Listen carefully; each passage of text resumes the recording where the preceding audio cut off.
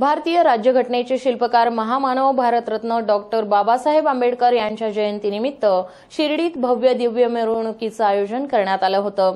या मिरवणुकीत महिला, तरुणी आणि तरुणांचा मोठा प्रतिसाद पाहावयास मिळाला।